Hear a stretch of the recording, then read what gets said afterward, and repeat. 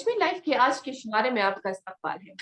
जैसा कि आप जानते हैं, एक सीरीज ड्रीम वीक के नाम से हम आप तक पहुंचा रहे हैं और इस सीरीज में हम ऐसे स्टूडेंट से, ऐसे स्कॉलर से, ऐसे रिसर्चर से बात कर रहे हैं जो इस वक्त दुनिया के किसी भी कोने में है, मुख्तलिफ ममालिक में है और साथ ही किसी एक मखसूस फेलोशिप के तहत, मखसूस स्कॉलरशिप के तहत इस वक्त वहाँ ज़ेर तालीम है या रिसर्च कर रहे हैं। तो यकीनन जो यहाँ के तलबा है, ऐसे कई सारे स्टूडेंट जो चाहते हैं कि हम भी बाहर जाके पढ़ें, हम भी फॉरेन जाके पढ़ें, इस शोबे में कोई भी शोबा हो, तो उनके लिए एक गाइड साबित होगा। ये हमारा जो सीरीज हम आप तक जो पहुंचा रहे हैं, कहीं ना कहीं उनके लिए एक रास्ता बनेगा वहां तक पहुंचने के लिए। आज के इस सेशन में हमने दावत दी है अभिनव को। अभिनव इस वक्त इटली में है और डॉक्टरेट कर रहे हैं। इनसे तफसीलन बात करेंगे। अभिनव, आपका बहुत बहुत इस्तकबाल, बहुत शुक्रिया हमारी दावत कबूल करने के लिए। शुक्रिया, शुक्रिया। जी, सबसे पहले अभिनव हम आपके बारे में ये जानना चाहेंगे कि अभिनव कहाँ से हैं और आपकी तालीम और तरबियत का क्या मामला रहा? मैं जम्मू से हूँ। मैंने जम्मू से ही अपनी तालीम ली है, उसके बाद मैं दिल्ली में पढ़ा था। अब दिल्ली से मैंने बैचलर्स करी है, उसके बाद मैं मास्टर्स के लिए इटली में आया था। ओके, ज़ाहिर-सी बात है, ये जितने कम अल्फाज में और मुख्तसरन यानी शॉर्ट करके आपने सब सम अप कर लिया कि ये किया, उसके बाद ये किया। ये इतना आसान तो नहीं रहा होगा ना, आपको कई सारी चैलेंजेस का फेस ज़ाहिर-सी बात है करना पड़ा होगा या अगर नहीं भी करना पड़ा होगा तब भी ये जर्नी इतनी छोटी नहीं होगी। हमें बताइएगा, बिल्कुल, वहाँ तक पहुँचना क्या इतना आसान है, जितना आसानी से आपने बोल दिया? इतना आसान है नहीं, क्योंकि कई बार हम अपने शब्दों के ज़रिए लोगों को बता देते हैं कि हाँ, अब सब कुछ अच्छा था, सब कुछ बढ़िया था, बिल्कुल आसानी से होगा, लेकिन ऐसा कुछ है नहीं, क्योंकि ज़िंदगी में मुश्किलें तो आती हैं। मुश्किलों को पार करके ही इंसान अपनी मंज़िल तक पहुँचता है। तो मेरे ख़्याल से मुझे लगता है कि हर कोई इंसान अगर इन मुश्किलों को पार कर जाए तभी ज़िंदगी सँवरती है, उसके बिना तो कुछ मिलता भी नहीं ज़िंदगी में। तो मुश्किलें बहुत ज़्यादा थी, जब मैं अपनी 12th स्टैंडर्ड मैंने करा था तो बहुत ज़्यादा टेंशन घर पे थी कि क्या करना है क्या? क्योंकि मैंने मेडिकल भी रखा था, नॉन मेडिकल भी रखा था। तो मेडिकल में मेरा मुझे डेंटिस्ट के लिए आया था, लेकिन मैं डॉक्टर बनना चाहता था। लेकिन वो तो सपना पूरा नहीं हो सका, तो घर वालों को मुश्किल लग रहा था कि पता नहीं कि क्या करेगा, क्या नहीं।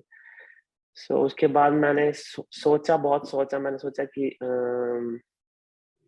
ड्रॉप तो करना नहीं है, तो आगे बढ़ना है सिर्फ, क्योंकि रुकना मेरे की ज़िंदगी में कभी मुझे रुकने का इरादा ही नहीं था। तो इसके बाद फिर मैंने इंजीनियरिंग जॉइन करी, मैंने दिल्ली में फॉर्म भरा था, उसपे एमिटी यूनिवर्सिटी में, एमिटी से मैंने बैचलर्स मैकेनिकल इंजीनियरिंग करी है। तो इंजीनियरिंग करी अच्छे से, उसके बाद फिर वही सेम मोड़ आ गया था जब 12वीं के बाद वाला कि इसके बाद क्या करना है।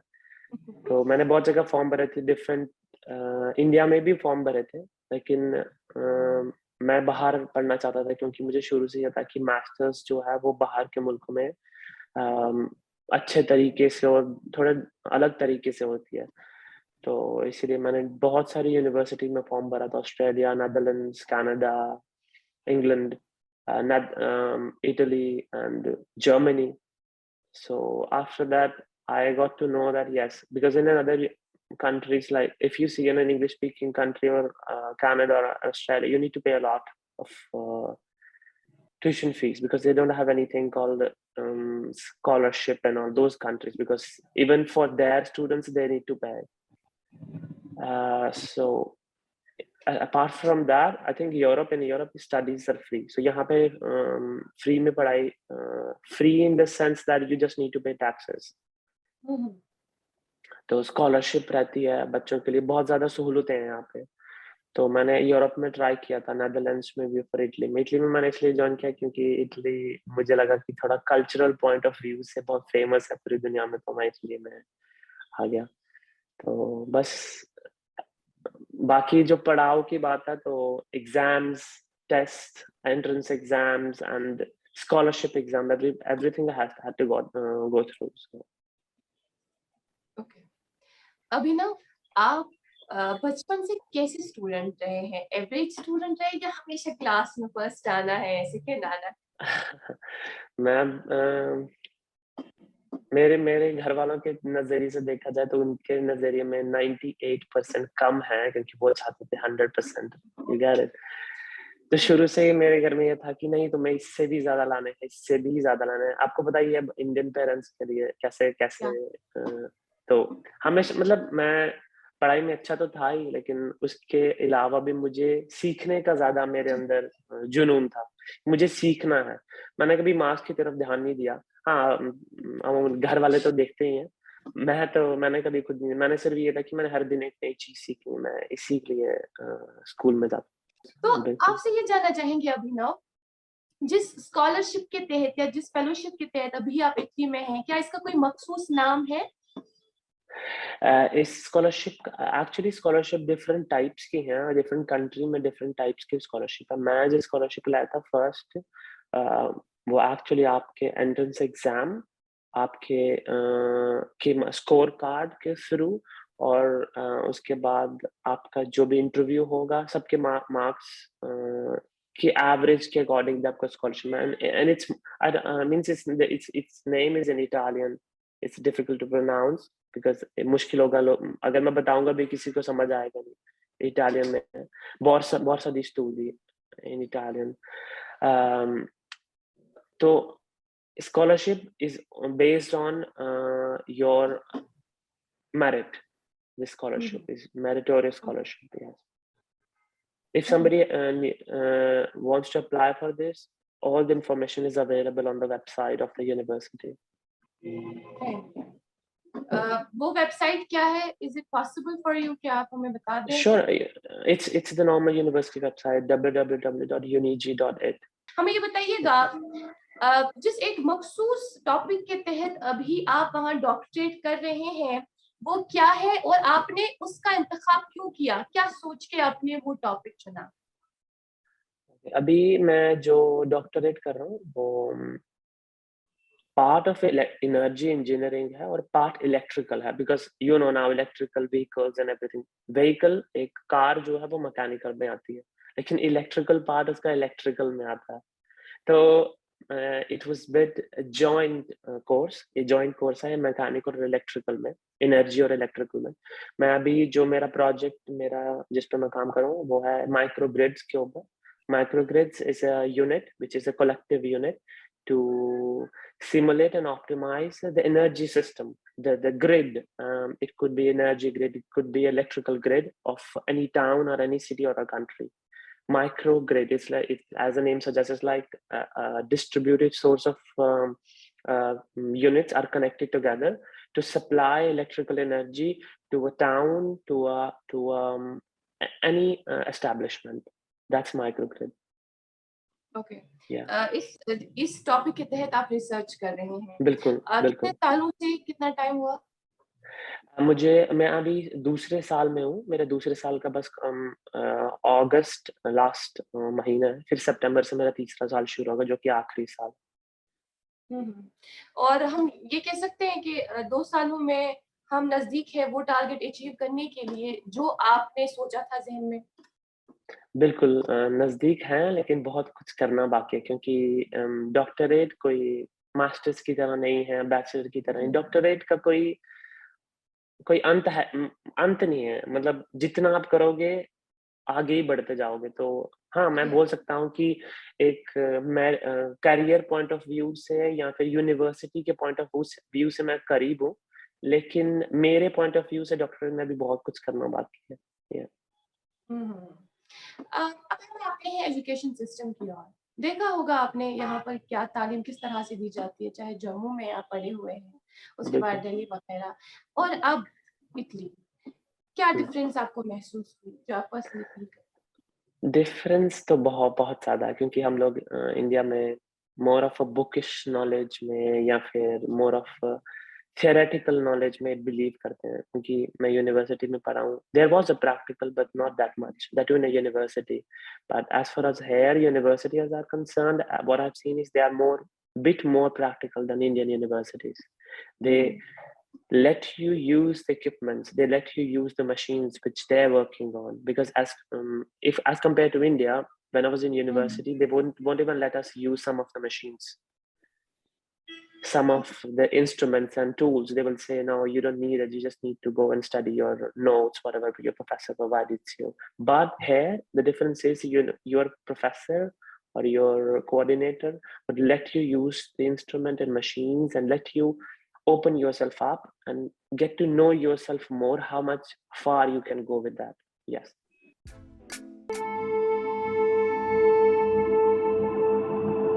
Over the past several years, the private schools have assumed a major role in education sector. 99% of the first 20 positions are from private schools. 98% of the students who achieve distinctions are from private schools. 94% of the students who achieved first division are from private schools.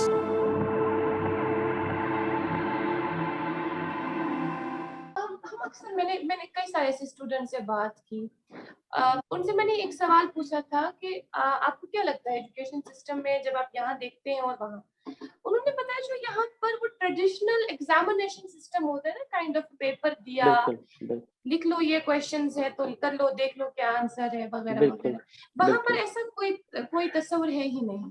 क्या रहता है हाँ, वहां?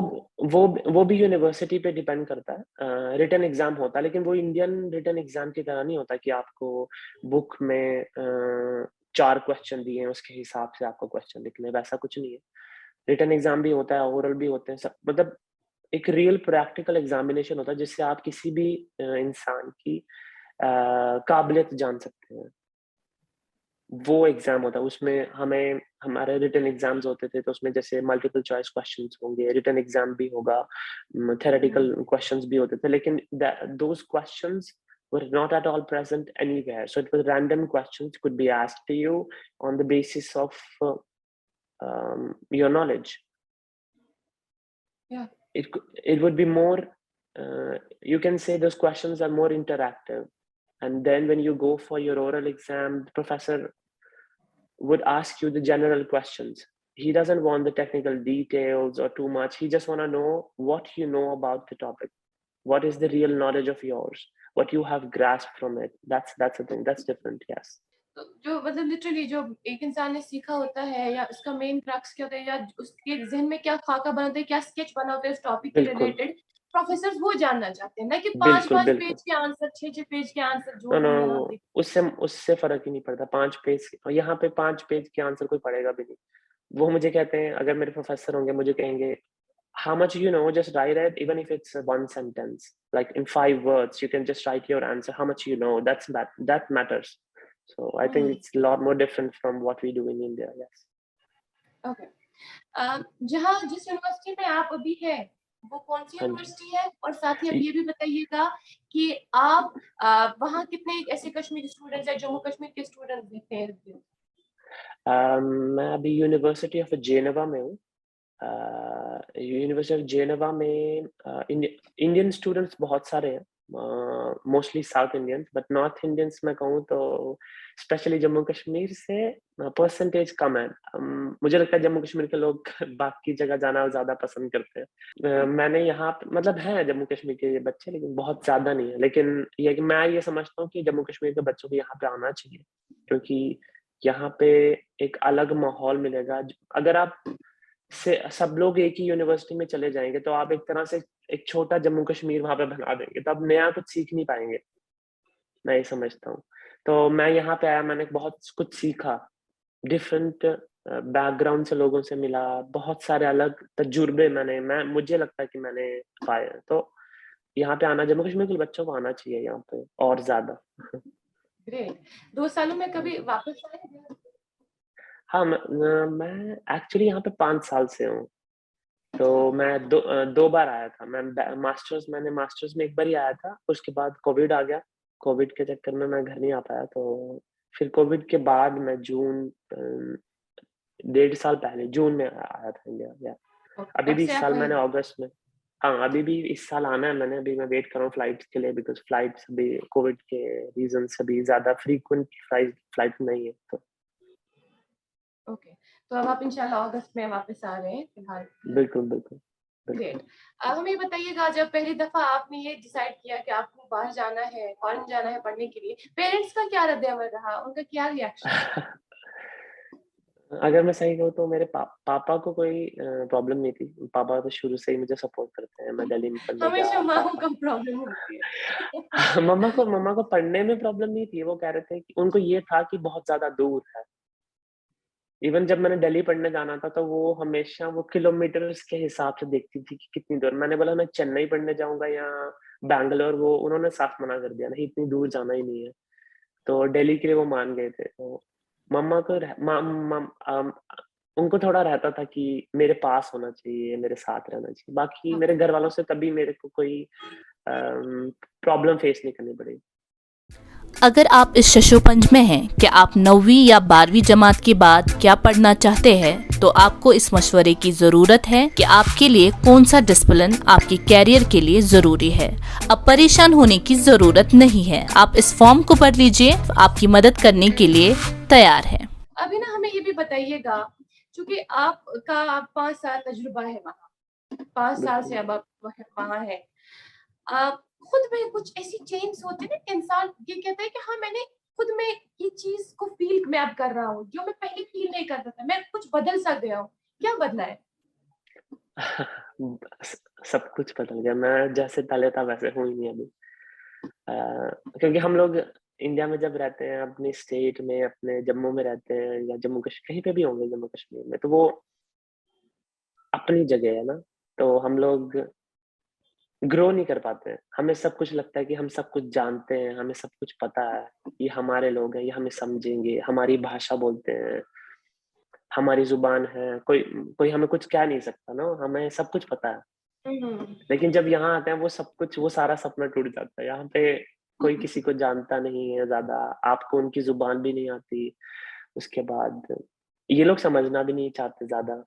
दे are more practical yes. Than we are. Because हम लोग India में एक-दूसरे को कभी समझते हैं, दोस्ती बहुत गहरी होती है। यहाँ पे वो हुँ, थोड़ा कम है ये चीज़ें। जी। और यहाँ पे ये है कि आप लोगों को खुद अपने आप को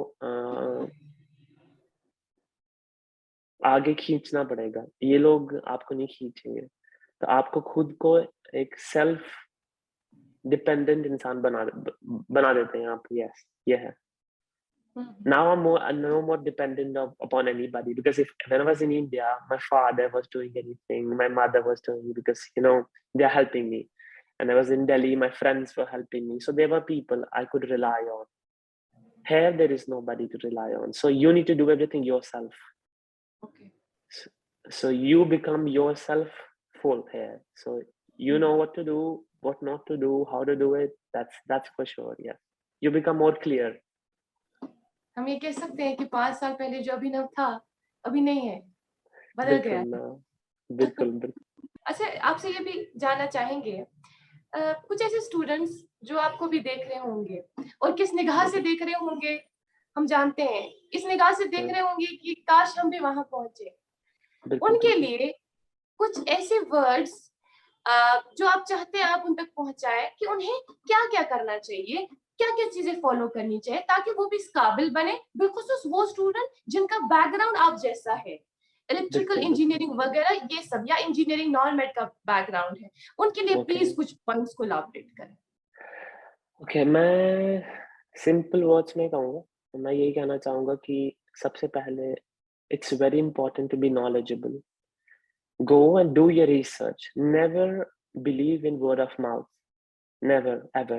Because what people tell you, half of the time it's not true. Because I've experienced it myself. I've seen people say, yeah, it's all beautiful, everything is so good, everything is nice, I have this, I have that, and I've gone into university straight into that, I didn't face any problems. It's not true. There are so many problems you will face, and there is so many things you need to learn before going. You need to do research, your research, that's more important. Maybe because it's important to waste 1 month, 2 months, 3 months, or 6 months staying at your home, searching for the things, knowing more things, apart from coming here and wasting your 2 or 3 years. I think it's more important. Yeah. Okay, तो जाहिर सी बात है पहले उनको पूरी तरह से खुद को तैयार करना है, बिल्कुल, उसके बाद वहां जाने की पूरी तैयारी करनी है। और बिल्कुल। ऐसी यूनिवर्सिटीज जो उनको लगता है कि उनके शोबे के हवाले से वहाँ अच्छी तालीम प्रोवाइड की जाती है, वहाँ उनके लिए अप्लाई उन्हें करना चाहिए। बिल्कुल, यही चीज़ मैं बोल रहा हूँ। उनको ये चीज़ रिसर्च करके पता लगेगी कि कौन-सी यूनिवर्सिटी, कौन-सा कोर्स उनके लिए बेहतर है। क्योंकि ऐसे तो बहुत सारी यूनिवर्सिटीज़ हैं, बहुत सारे कोर्स हैं, अगर वो सही तरह से रिसर्च नहीं करेंगे, वो हो सकता है गलत यूनिवर्सिटी में चले जाएँ। गलत इन द सेंस जो उनके लिए नहीं है। तो हम्म। वो बाद में प्रॉब्लम फेस कर सकते हैं। हो सकता है वो कोर्स, क्योंकि एक मेरा दोस्त था, तो उससे कोर्स नहीं हो पा रहा था, क्योंकि उसने गलत कोर्स चूज़ कर दिया था। तो ये चीज़ सही नहीं है। तो म मुझे लगता है कि पहले पूरी रिसर्च करके एक बेहतर कोर्स जो उनके लिए बना है, अच्छी यूनिवर्सिटी, ये सब उनको पहले पता करना चाहिए। Okay, thank you so much Abhinav, बहुत अच्छा लगा आपसे बात करके। और लिटरली मुझे ऐसा लगा कि इससे पहले भी हमारी मुलाकात हुई है, ये ऐसा बिल्कुल भी नहीं लग रहा था कि पहली दफा हम लोग Zoom के थ्रू मिल रहे हैं। Thank you so much for being with us, अच्छा लगा, thanks a lot. Same here, thank you very much.